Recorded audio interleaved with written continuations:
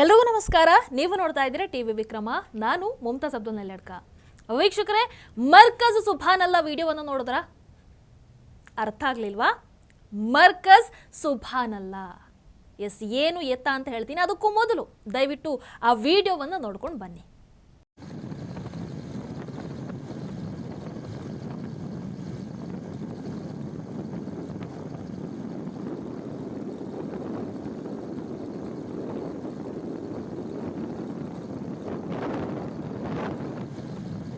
ನೀವೇನು ನಮ್ಮ TV ವಿಕ್ರಮವನ್ನು subscribe ಮಾಡ್ತಾ ಇದ್ರೆ ದಯವಿಟ್ಟು ಟಿವಿ ವಿಕ್ರಮವನ್ನು ಸಬ್ಸ್ಕ್ರೈಬ್ ಮಾಡಿ. ವೀಕ್ಷಕರೇ, ಬಹಳ ಶಾಕಿಂಗ್ ವಿಚಾರ ಏನು ಅಂತ ಅಂದರೆ, ಈ ವಿಡಿಯೋ ನೀವೇನು ನೋಡಿದ್ರಲ್ವಾ, ಇದು ಆಪರೇಷನ್ ಸಿಂಧೂರದ ಸಂದರ್ಭದಲ್ಲಿ ಭಾರತೀಯ ಸೇನೆ ಪಾಕಿಸ್ತಾನದ ಬಹಾವಲ್ಪುರದಲ್ಲಿ ಜೈಷ್ ಎ ಮೊಹಮ್ಮದ್ನ ಯಾವ ಮುಖ್ಯ ಕಚೇರಿಯನ್ನ ಧ್ವಂಸ ಮಾಡಿತ್ತೋ ಕೇವಲ 15 ತಿಂಗಳಲ್ಲಿ ಈಗ ಅದನ್ನು ಮತ್ತೆ ದುರಸ್ತಿ ಮಾಡಿ ಈ ರೀತಿಯಾದಂಥ ಒಂದು ಹೊಸ ವೆರಿ ಗ್ರ್ಯಾಂಡ್ ಕಟ್ಟಡವನ್ನು ನಿರ್ಮಾಣ ಮಾಡಿರುವಂಥದ್ದು ಕೇವಲ 15 ತಿಂಗಳಲ್ಲಿ. ಇದರ ಹೆಸರನ್ನೇ ನಾನು ಆರಂಭದಲ್ಲಿ ಹೇಳಿದ್ದು ಮರ್ಕಜ್ ಸುಭಾನಲ್ಲ.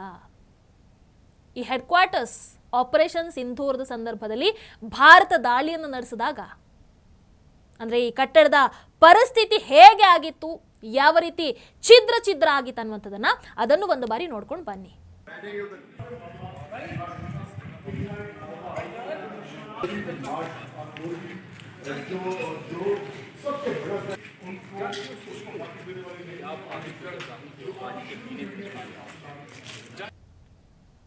ಈಗ ಆ ಒಡೆದು ಹೋಗಿದ್ದ ಗುಂಬಸ್ಗಳನ್ನು ಸೇರಿದ ಹಾಗೆ ಎಲ್ಲವನ್ನ ದುರಸ್ತಿ ಮಾಡಿದ್ದಾರೆ.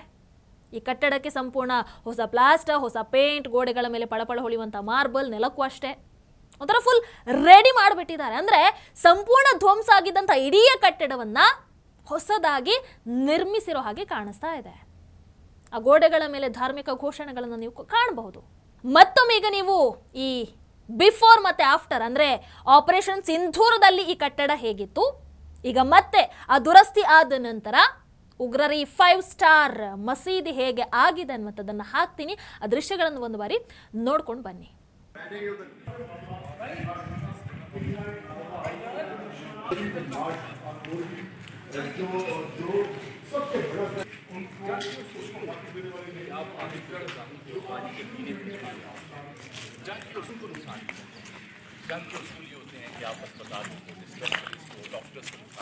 इसको रिप्रेजेंट करता है बुचर ऑफ गुजरात जैसे नरेंद्र मोदी का.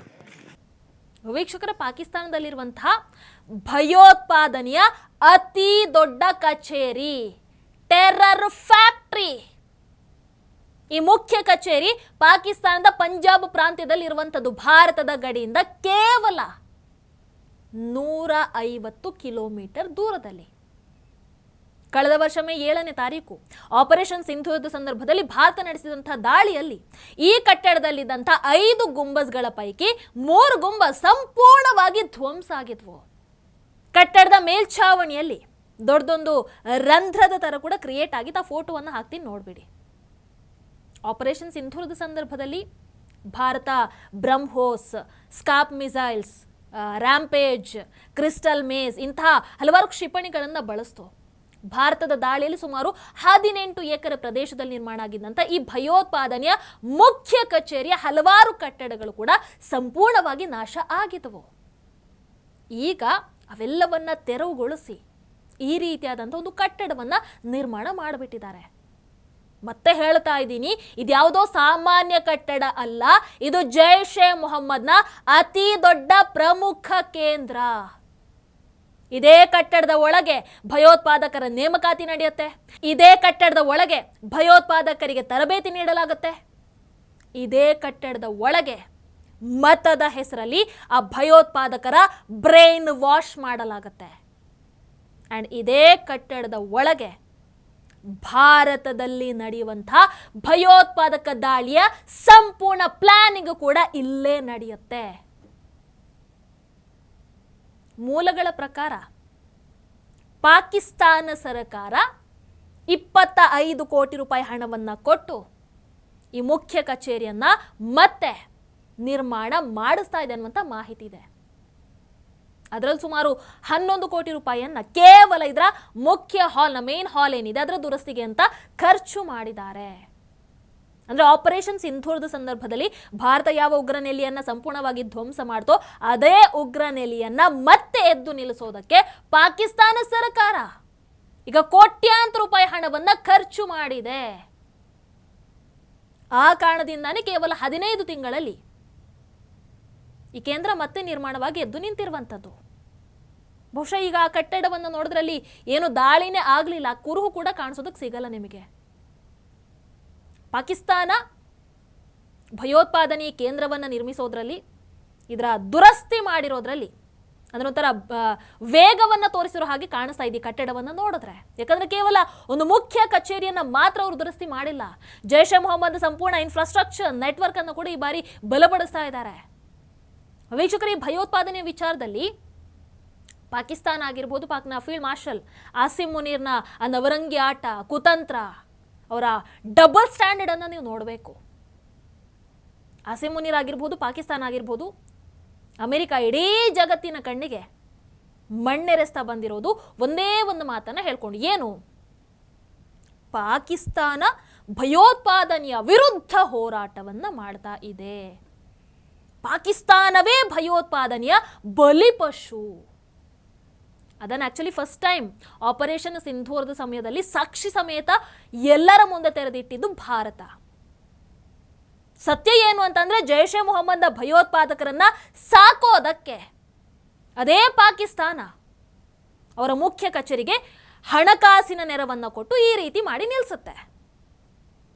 ಜೈಷ್ ಎ ಮೊಹಮ್ಮದ್ ಸಂಘಟನೆ 2001ರಿಂದಾನೇ ವಿಶ್ವಸಂಸ್ಥೆಯ ನಿಷೇಧಿತ ಪಟ್ಟಿಯಲ್ಲಿದೆ. ಅಮೆರಿಕ ಕೂಡ 2001ರಲ್ಲೇ ಜೈಷ್ ಎ ಮೊಹಮ್ಮದ್ ಅನ್ನ ಫಾರಿನ್ ಟೆರರಿಸ್ಟ್ ಆರ್ಗನೈಸೇಷನ್ ಅಂತ ಘೋಷಣೆ ಮಾಡಿಬಿಟ್ಟಿದೆ. ಇಷ್ಟೆಲ್ಲ ಇದ್ದರೂ ಕೂಡ ಜೈಷ್ ಎ ಮೊಹಮ್ಮದ್ನ ಮುಖ್ಯ ಕಚೇರಿ ಮತ್ತೆ ನಿರ್ಮಾಣ ಆಗಿ ಎದ್ದು ನಿಂತಿದೆ. ಅದು ಯಾರಿಂದ? ಪಾಕಿಸ್ತಾನ ಸರ್ಕಾರದ ಸಹಾಯದಿಂದ. ಈಗ ಟ್ರಂಪು, ವಿಶ್ವದ ದೊಡ್ಡ ದೊಡ್ಡ ರಾಷ್ಟ್ರಗಳು ಮಾತಾಡಬೇಕಲ್ವಾ? ಯಾಕೆ ಇನ್ನೂ ಈ ವಿಚಾರದಲ್ಲಿ ಮೌನವನ್ನ ವಹಿಸಿದ್ದಾರೆ ಅರ್ಥ ಆಗ್ತಾ ಇಲ್ಲ. ಅಮೆರಿಕದಂತಹ ದೇಶ ತಮ್ಮ ಸ್ಯಾಟಲೈಟ್ಗಳ ಮೂಲಕ, ತಮ್ಮ ಗುಪ್ತಚರ ಸಂಸ್ಥೆಗಳ ಮೂಲಕ ಕೆಲವೇ ನಿಮಿಷಗಳಲ್ಲಿ ಪಾಕಿಸ್ತಾನದಲ್ಲಿರುವಂತಹ ಈ ಭಯೋತ್ಪಾದನೆಯ ಕಾರ್ಖಾನೆಗಳು ಎಲ್ಲೆಲ್ಲಿದೆ ಅನ್ನುವಂಥದ್ದನ್ನು ಪತ್ತೆ ಹಚ್ಚಬಹುದು. ಅದರ ವಿಶ್ವಸಂಸ್ಥೆ, ಅಮೆರಿಕ, ಇವರೆಲ್ಲರ ಕಣ್ಣ ಮುಂದೆನೆ ಪಾಕಿಸ್ತಾನ ಬಹಿರಂಗವಾಗಿ ಈ ಭಯೋತ್ಪಾದಕರ ಕಚೇರಿಯನ್ನು ನಡೆಸ್ತಾ ಇದೆ. ಭಯೋತ್ಪಾದನೆಯ ವಿರುದ್ಧ ದೊಡ್ಡ ದೊಡ್ಡ ಮಾತುಗಳನ್ನಾಡುವಂಥ ಆ ಎಲ್ಲ ರಾಷ್ಟ್ರಗಳು, ಮಾನವ ಹಕ್ಕುಗಳ ಬಗ್ಗೆ ಮಾತನಾಡುವಂಥವರು, ಪ್ರಜಾಪ್ರಭುತ್ವದ ಬಗ್ಗೆ ಮಾತನಾಡುವಂಥವರು, ಜಗತ್ತಲ್ಲಿ ಶಾಂತಿ ಸ್ಥಾಪನೆಯ ಬಗ್ಗೆ ಮಾತನಾಡುವಂಥವರು, ಇವೆಲ್ಲವನ್ನ ಕಣ್ಣಾರೆ ನೋಡ್ತಾ ಇದ್ರು ಕೂಡ ಯಾಕೆ ಮೌನವಾಗಿ ಕೂತು ಬಿಟ್ಟಿದ್ದಾರೆ? ಹಾಗಾದ್ರೆ ಭಯೋತ್ಪಾದನೆ ವಿರುದ್ಧದ ಹೋರಾಟ ಅನ್ನುವಂಥದ್ದು ಕೇವಲ ದೊಡ್ಡ ದೊಡ್ಡ ಅಂತಾರಾಷ್ಟ್ರೀಯ ಸಮ್ಮೇಳನ, ಶೃಂಗಸಭೆ, ಸೆಮಿನಾರ್ಗಳಲ್ಲಿ ಮಾಡುವಂತಹ ಭಾಷಣಗಳಿಗೆ ಮಾತ್ರ ಸೀಮಿತ ಆಗಿಬಿಟ್ಟಿದ್ಯಾ? ಕೇವಲ ಭಾರತ ಮಾತ್ರ ಭಯೋತ್ಪಾದನೆ ವಿರುದ್ಧ ಹೋರಾಟವನ್ನ ಮಾಡ್ತಾ ಇರುವಂಥದ್ದ? ಉಳಿದಂಥವರಿಗೆ ಅದು ಕೇವಲ ಭಾಷಣಕ್ಕೆ ಮಾತ್ರ ಸೀಮಿತ ಆಗಿಬಿಟ್ಟಿದ್ಯಾ?